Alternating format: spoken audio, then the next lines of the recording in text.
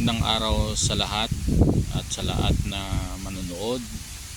Ako po ay may katanungan sa ating gobyerno sa Pilipinas regarding po sa mga barangay health workers na nagtatrabaho bilang health worker sa kanilang barangay. So ang aking katanungan with regards dito sa mga beneficiary ng mga barangay health worker, no?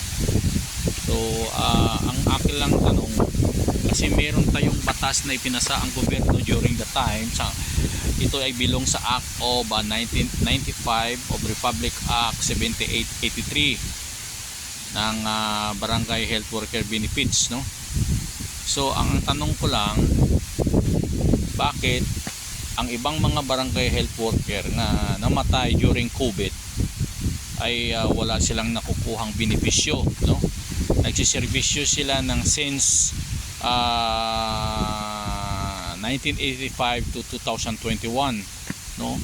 So ang mother ko ay isa na diyan, isang casualty sa COVID-19 noong 2021 pa. So wala kaming nakuhang benepisyo dito sa aming syudad, no, dito sa Negros Occidental. Hindi ko lang banggitin yung kung saan syudad na bilong yung aking mother. So ang akin kasi ang hinanakit lang namin dahil po sa tagal ng panahon na nagserbisyo siya bilang isang barangay health worker dito sa syudad, isang Negros Occidental, pero wala siyang nakuhang benepisyo, no? Kaya ang barangay namin mayroon siyang honorarium na kinukuha, that is 1,000, and connected by the city sa syudad sang Negros Occidental. Connected siya sa syudad na mayroon siyang kinukuhang is 2,500 honorarium. So hindi ko alam kung bakit, tinatanong ko dito sa syudad, bakit wala siyang nakukuhang benepisyo na mayroon naman palang public act ang barangay health worker nga mayroon silang benepisyo during sa kanilang pag-perform ng kanilang duty, no? So tingnan niyo po naman na from since 1985 is I think is 36 years of service siya dito sa barangay health worker. Bakit hindi siya nakakuha ng benepisyo? Kasi ang akin dito, ang tinatanong ko lang rito, kasi po katulad sa mga barangay health worker, no, na magkakaroon sila ng illness sa kanilang katawan.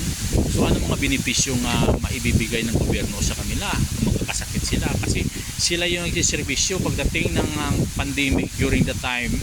Sila yung frontliner, no? Sila yung nag-hold in case sa barangay nila yung alanganin sa panganganak, sila yung nagpapaanak, sila nagbibigay ng vaccine, sila yung nag-aasikaso sa mga malnutrition.